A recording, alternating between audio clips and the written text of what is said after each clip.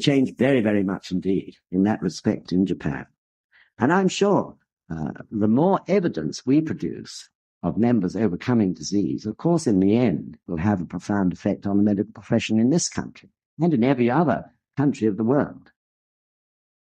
I mean, I speak, with some emotion on this point too, because over the last, whatever it is, 14 years here, I've seen people suffer so terribly from the medical profession and the way it's acted in terms of patients suffering. And this, is appalling to see. Quite often, especially in the case of incurable diseases, what doctors say is the opposite of what they should be saying. So Buddhism would say that the enemy is fear. That is the enemy in terms of an incurable disease. It's not the disease itself. Yet doctors, because they don't understand that, by their very statements, will encourage people to lose hope. And this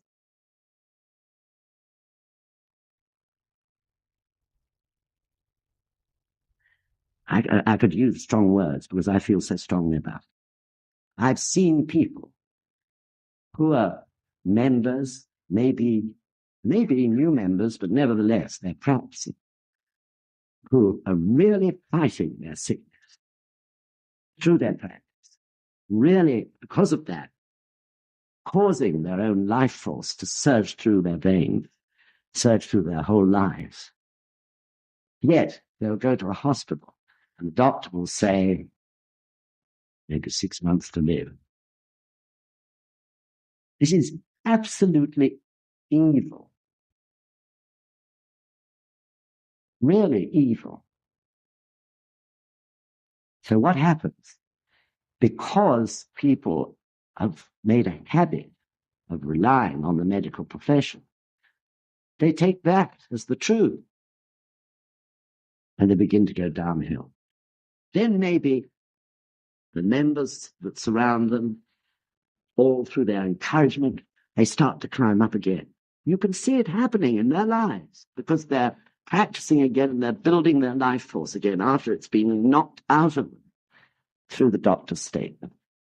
And they'll get up and then it'll happen again, if that is the karma of that person. This is the most terrible thing. It's an inexcusable thing. If a doctor, there may be times when it's right to say to someone, because they're a strong, spirited person, well, maybe, strictly speaking, you've got 6 months to live, but if you really fight, if you really determine, you can probably overcome this. And we all know of cases of people who are not chanting Nam-myoho Renge-kyo, who just have that in a natural way, that incredible will to live. They're the fortunate people, and they usually live. That's the point, isn't it? So this is a really ghastly thing. It's inexcusable for anyone to just say, you've got 6 weeks to live. Okay, as I say, if you feel it's 6 weeks as a doctor, at least you should accompany it by saying, but if you fight, you can win, or if you fight, you can live longer. Nothing like that. Cold, absolutely uncompassionate, evil statement. I can't speak more strongly about it because I've seen people suffer unbelievably because of it. An inhuman approach. So this is, of course, what Sensei and Toynbee are talking about. Of course, this doesn't apply to every doctor, but there are people who behave in that way.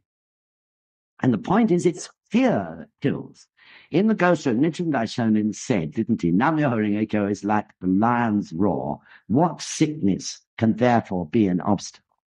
What he's saying there is that so far as physical sickness is concerned, there is nothing which the life force cannot cure. That's what he's saying. But fear knocks you into hell. And in hell, there is no life force, hardly at all. therefore the patient succumbs to follow. So, especially for those of you who are in the medical profession, this is something that really has to be examined deeply.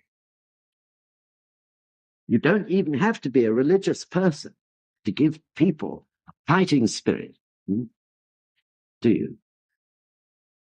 But one sees it all too rarely, I'm afraid. So let's do lots of shakabuku in the medical profession. It's very, very important, isn't it? So now they go on to consider the old people. Don't look at me. But nevertheless, of course, it's a problem that I'm getting nearer to. And the point that both authors bring up is the importance of the family, what they call the 3-generation family. That a 3-generation family gives old people a reason to be useful and to live.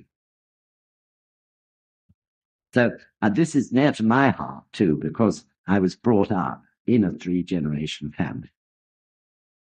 In my grandfather's house, fortunately, looking back at it, 2 of my father's companies had gone bankrupt, one before World War I and one which he tried to set up immediately after World War I.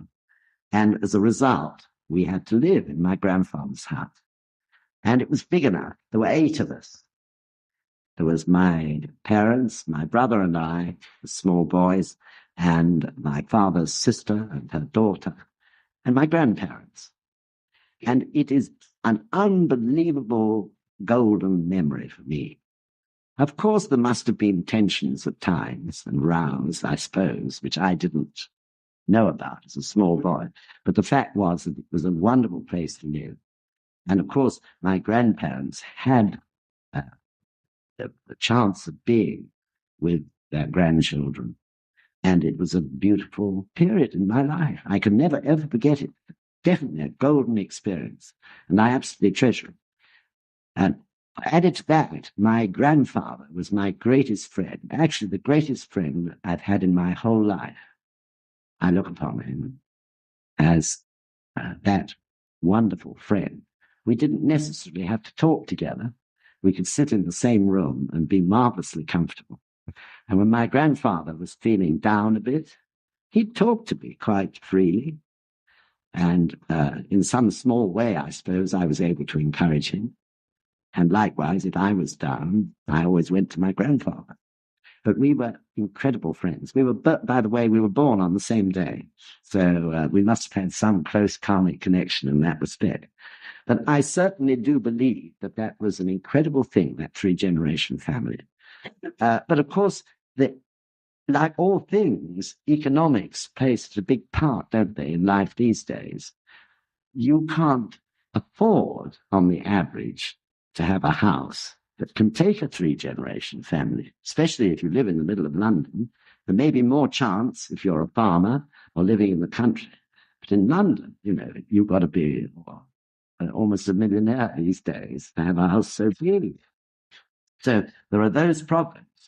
And it's the pressure of the economy and economic circumstances, which has also broken up family, as well as other reasons, such as the age gap, which grew between young and old for various reasons, really from World War II onwards.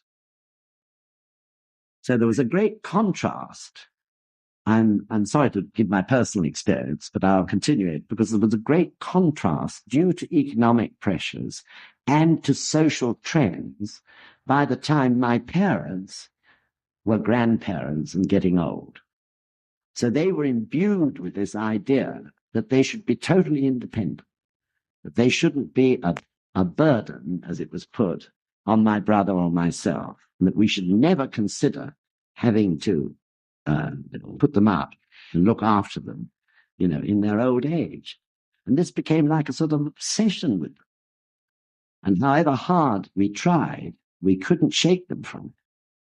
And as a result of that, just to give you this simple example, based on my own family, my father died, my mother was left alone. By then, with this passion for independence, they'd moved far away, both from myself and my brother and their own sisters, brothers, and so on. And they were living far away, really, but it was on the south coast. It wasn't the place where any of their sisters or brothers or myself or my brother could easily pop around the corner and look after them. But this was a deliberate thing, not to be a burden. And when my father died, my mother absolutely refused to change her situation. That's where she wanted to be, and she was going to stand alone. I mean, it's wonderful courage, really. But on the other hand, in the end, it just created, immense difficulties because of that segregation, the problems of looking after her when she really became very old were impossible to cope with. And what is more, her friends who lived, she'd made friends in that area, they said that they wanted to look after her. They knew it would be difficult, but she didn't want to move. But on the other hand, friends can never do quite the same as a family can do. And I always feel that in the end, my mother had to go into a nursing home. She spent the last few years of her life there. I always feel that was a very unsatisfactory thing. And I know Mitsuko feels the same. We should really have her with us. So, but I think that it's the old thing of extremes, isn't it? Human beings go to these extremes. So at one time, the three-generation family was common. It existed everywhere 100 years ago.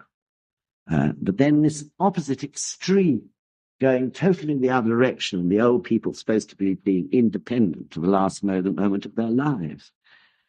So that's not the way either. It comes back, doesn't it, to finding this middle way. The middle way, I believe, is the three-generation family. I believe that there will be a swing back, but it mustn't swing too far. But at the same time as the old people should be with their family, also provision must be made in the social system for the old people to be able to work, do small part-time jobs, to be useful, as well as also being useful in one way or another in the family. So the burden on the younger people of the family, of course, can be greatly lightened in that way. And also there has got to be some sort of reform in the economic system so that where families wish to be together, they're able to find accommodation in which to live that sort of life. But I'm sure family has got to come back. Family is absolutely fundamental, really, to the social system and to human harmony and happiness. And somehow we have to consider how to bring it back and reinstate it. So far as the age gap is concerned, well, I reckon in NSUK one can see the way in which the so-called age gap just disappears in such a natural way. So this is a matter, isn't it, of broadening the minds of older people through this practice, and also in the case of younger people, appreciating what the old people can do in terms of their experience and understanding of life. So this is another area of social reform, I'm convinced, in the future. The family is the foundation. Whichever way one looks at it, it is the foundation of society. And in some way, it's got to be reinstated instead of destroyed, because that's what has happened recently. So the situation, of course, is getting more acute because the number of old people in the world, or in the Western world, and it applies to this country too, are getting higher and higher in proportion to other ages because of medicine, medical science, enabling people to live longer. But also, as you know, interestingly enough, Buddhism in the sutras and in the Gosha talks about the way life in cycles is either extending its life in this physical world, or at other times in the rhythm of life, it's decreasing. Well, at the moment, it's extending. It's been extending as far back as we're able to look historically. When the Saxons were in charge of anywhere the southern half of this country, we know the average lifespan was round about 40, or even sometimes less. And then, due to medical science, due to the trend of social trends and so on, that lifespan has increased until today. Many, many people are living into their 90s, and there's an increasable number of people living to over 100. This is extending all the time. So some people will say that by the 21st century, it'll be not uncommon to live till you're 130 years old. What a thought, isn't it? But nevertheless, this is the trend. So there has to be ways and means, of course, of adjusting things in society to cope with that. That's another thought for the future. But certainly, old age, from the point of view of Buddhism, old age should be a precious, wonderful time. We work through our lives. Old age should be a time, as Sensei put it, when old people can lead more peaceful lives, at the same time should continue to be valuable in one way or another. A time when they can pass on their wisdom and experience to others, in the same way my grandfather passed on his to me. A time to work as much as you want to work without pressure behind it, and so on. So aging is one of the four sufferings, as Sensei points out in here. Nevertheless, we can change that karma if people desire to do so. So I remember in the Japanese group that I used to practice with, when it wasn't looking after the international group, which we did both, group which Mitsuko belonged to, and I lived in Japan, there was an amazing little old lady. I never really knew what her name was, but she never missed a single meeting. No one quite knew what her age was, but it was somewhere guessed to be in her middle 80s. And she was absolutely tiny. And when she knelt down on the tatami matting to chant the Gonzen, she looked just like a little ball. Or amazing little old thing she was, because she was stooping quite a lot. She was so tiny. But she never missed a meeting. And she never missed a Daimokkatosa. She was fighting with everyone else, even though she was so old. She knew what was going on, what activities there were. If there was some, a woman's AGM or something like that, there she'd be chanting away with everyone else. Sometimes she used to fall asleep while she was chanting. And then she became even more like a little ball. But everyone left her to sleep, and in due course she'd wake up again. But to me, it was a very beautiful sight, because I really felt she was doing something valuable. Every time she went to a meeting, it meant she was doing something valuable. She was joining in with everyone else, young and middle-aged, and really fighting for Kosen Rufu right to the very end of her life, I'm sure. So I don't know how she died. Maybe she died sitting, in front of the Gonzen one day. I wouldn't be surprised. But it was a great example of how activities for Kosen Rufu, how an old person really can, in Sensei's words, die in the front. I remember him saying, to die in the front line of the battle for Kosen Rufu, is the greatest way to die. And I'm sure that little old lady did just that. So it gives an example of how, too, our movement can give old people purpose in life, right to the very end. So we shouldn't hesitate to shakabuku. It might be interesting, for instance, for you to know that at the Cherry Tree Group meeting, I gave them guidance that was the one meeting of the Cherry Tree Group every year. That was all. There were no other Cherry Tree Group activities, because the important thing was that the older ones really get in amongst everybody else and do Kosen Rufu without any separation from the young, middle-aged, and so on. And I think they all understood the reason. So this is another, without laboring the point, this is another aspect of social life, which, of course, the middle-aged and the younger people have to improve, reform in the future. So I wonder, who of you might find yourselves doing that. Maybe there's one person in the New Century group, looking back to the other session as well, who will be involved in that sort of reform in one way or another. It could be in a volunteer way, it could be in a professional way. But certainly, members of NSUK, I'm sure, looking 10, 15 years ahead, will be in the forefront of that sort of movement. Coming then, finally, I think, really, to national welfare, to the welfare state, which is perhaps the most enlightening and important part of this whole section in the book. I'd like to ask Sandra to read Sensley's comments on page 100.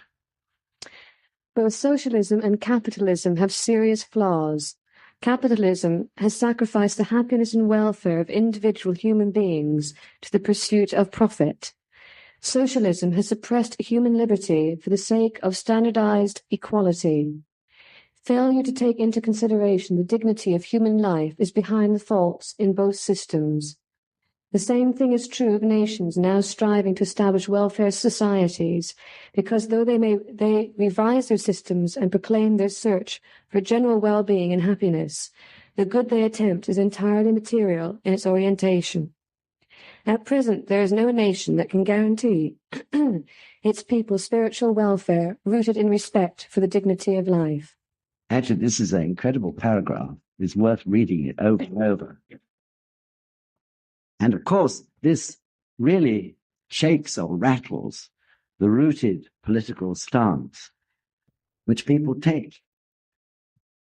People have always been born and brought up totally based on the Conservative Party, totally based on the Labour Party.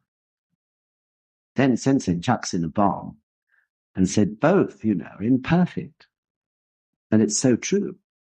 So if you're traditionally Labour, you traditionally condemn conservatism, and vice versa.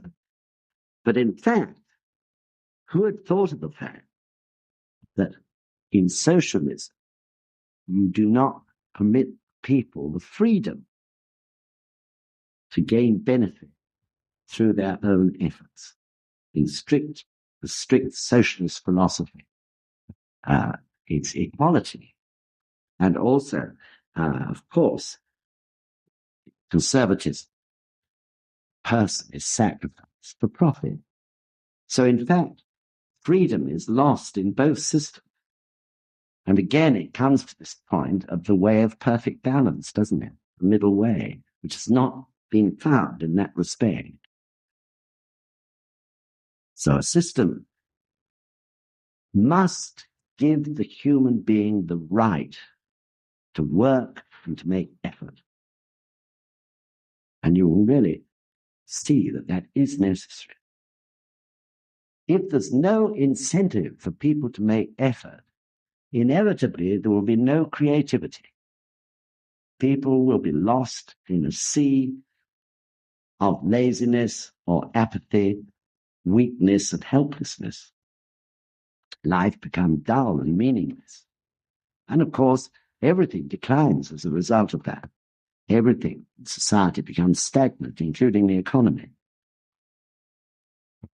So if there is no effort necessary, then it encourages people to sit back and take, rather than give. Taking as if it was their right. I believe that is evident today in our society. People take because they think it's their right as a human being to do so, sometimes without making any effort. This is the sickness of our society, I firmly believe, one of the sicknesses.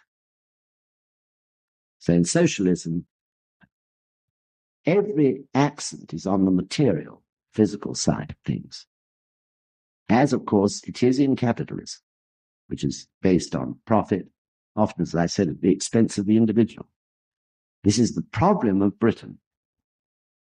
Problem, too, in many other countries, but certainly it's the great problem here. So the welfare state is great, But the welfare state should follow the middle way, again, shouldn't it? The way of perfect balance, which, whilst it provides for those who are really in dire circumstances, at the same time, it permits people the freedom to make effort, to be creative. It's an interesting thought. Whatever happens, both those two main political systems, capitalism and socialism, are based on economics. Nothing else but economics. They're not taking into consideration the spiritual aspect of life. And that is why today religion, education, culture, the arts, all these aspects of life, which are in fact the spiritual aspects of life, are suffering dreadfully. Because the economy is not geared or aimed to support them. So it should be the other way round, as Sensei points out. The economy should be aiming to serve culture and education, the arts, and so on. But sadly, in a political sense, the gods of today are production and economics, aren't they? This is what we're suffering from. And this is because of lack of wisdom.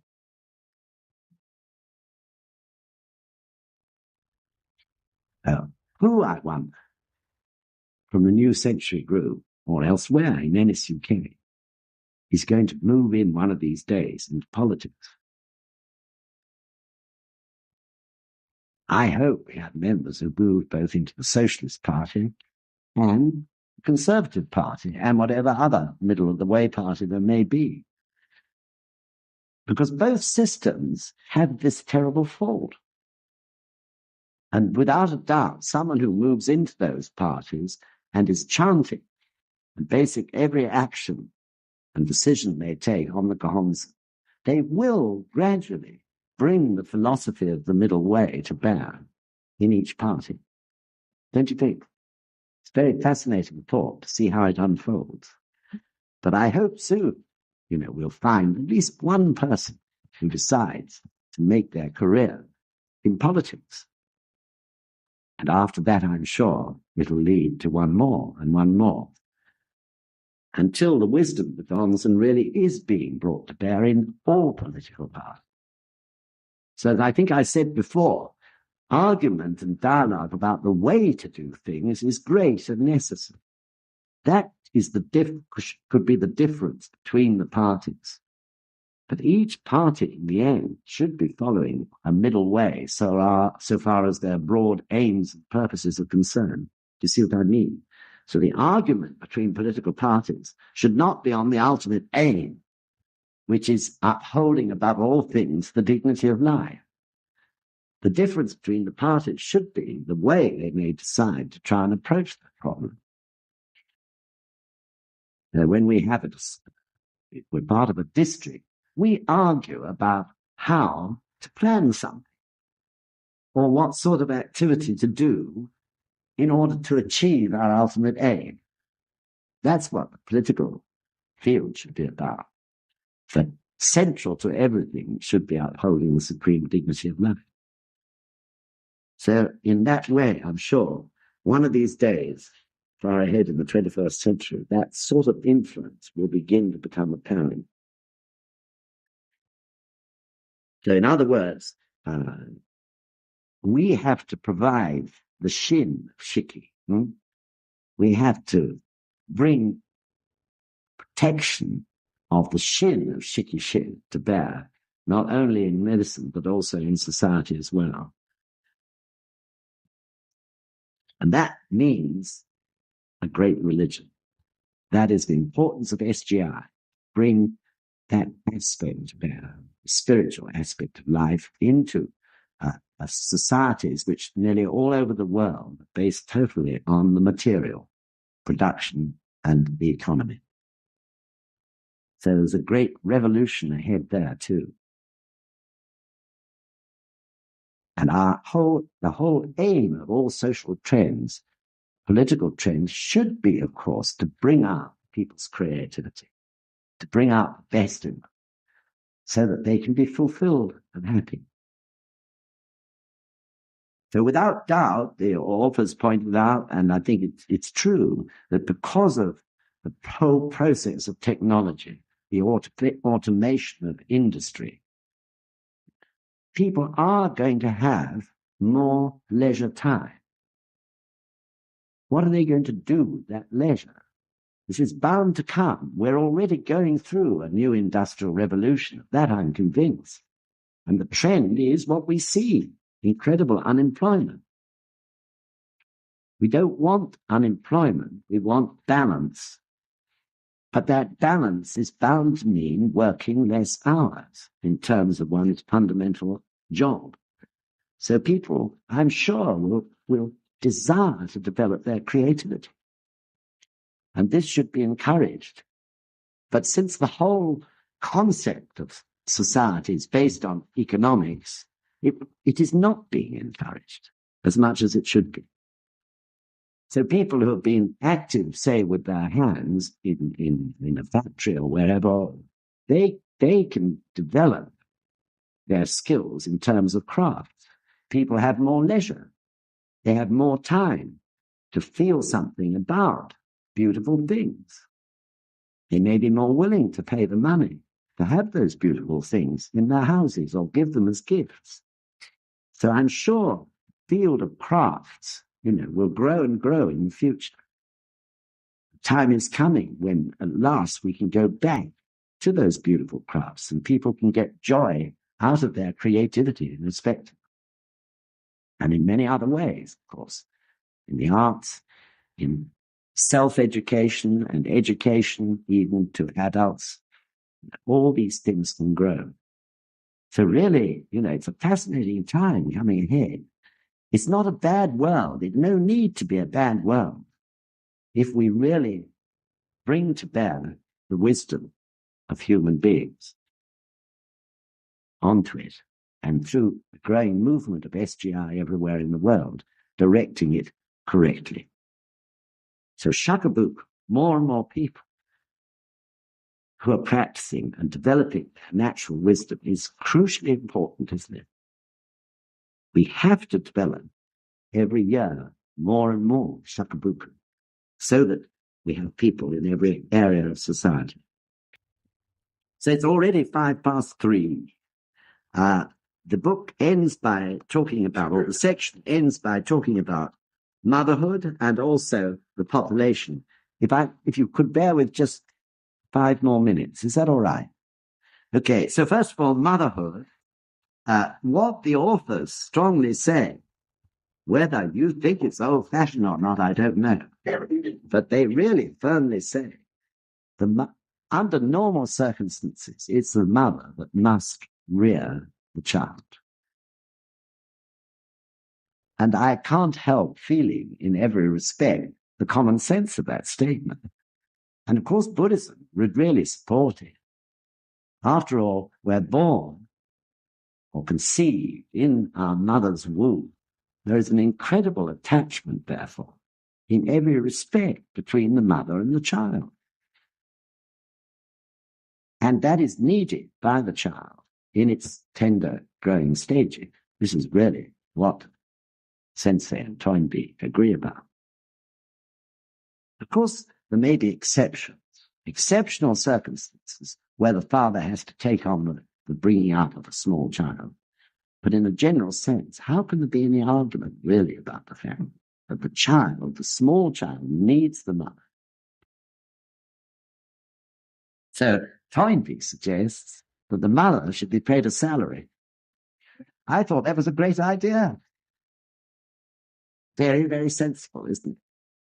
Perhaps one of these days that will become the fashion. I think it would be a wonderful thing because it immediately gives dignity, really, to motherhood and a measure of independence to the mother. So I think that's the great thing.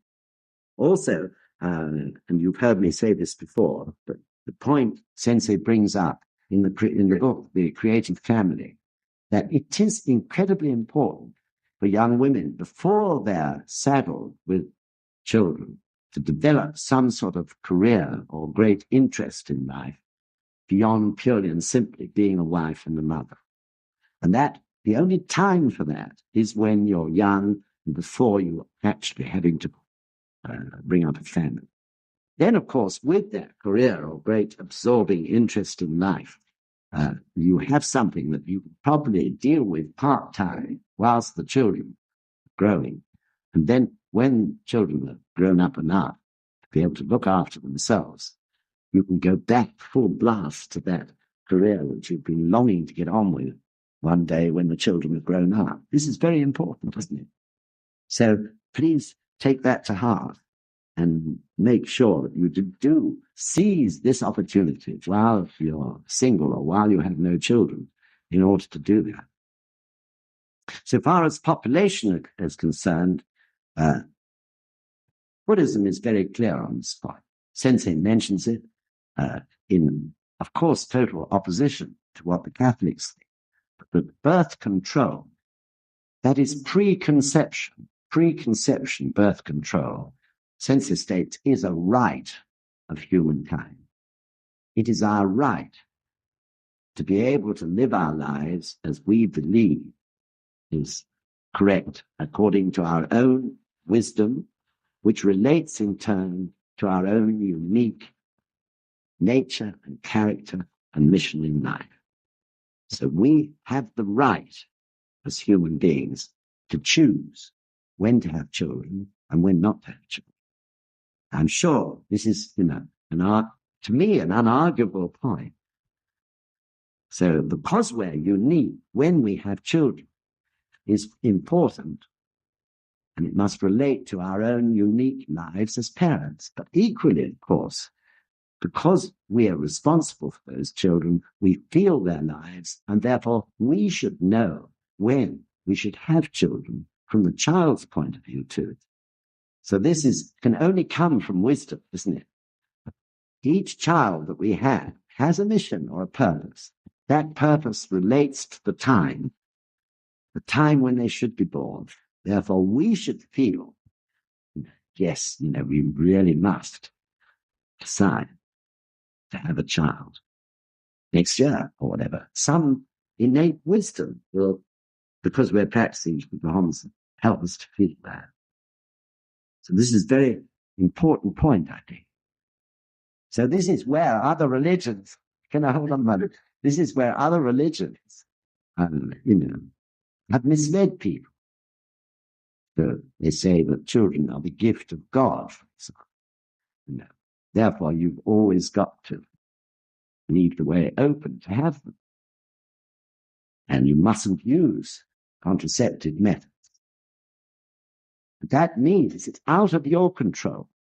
You as a parent should have the wisdom to know when you should procreate a child, because that is part of your mission in life, just the same as the time you should have them is important from the point of view of the child's mission in life. So in Genesis, in the Bible, it says that man should be fruitful and multiply and replenish the earth, and also it says subdue it. Man should be fruitful and multiply and replenish the earth and subdue it. But that is not the way which Buddhism teaches.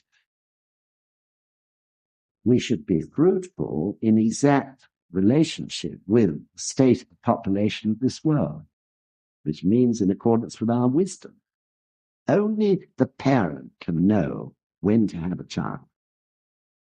That's the important point. Therefore, every parent who's practicing Buddhism and keeping their wisdom free and freely flowing should be able to reach exactly the right decision on that point. So, of course, Buddhism also points out that parents are, in fact, an instrument in the karma of the child. Right? We are born, aren't we, to particular parents. But the parents we are born to, we choose, in a sense, in terms of our cause and effect. In a sense, therefore, the children are on loan to those parents, right? During that tender time of upbringing and education. Eventually, the children are bound to move on and stand alone. And of course, there's a great bond between them. Therefore, they maintain contact. But strictly speaking, in other words, we have no right to possess our children. To try to hold, because they have to continue with their lives and their mission. So the joy of a parent should be seeing the child standing alone and getting on with the job. In a sense, rather like the master and disciple relationship. So there is a balance in the world so far as population is concerned. The important point is that more and more parents are using their wisdom and taking charge of their lives and having children in the wisest possible ways. Do you follow? Someone wanted to ask a question.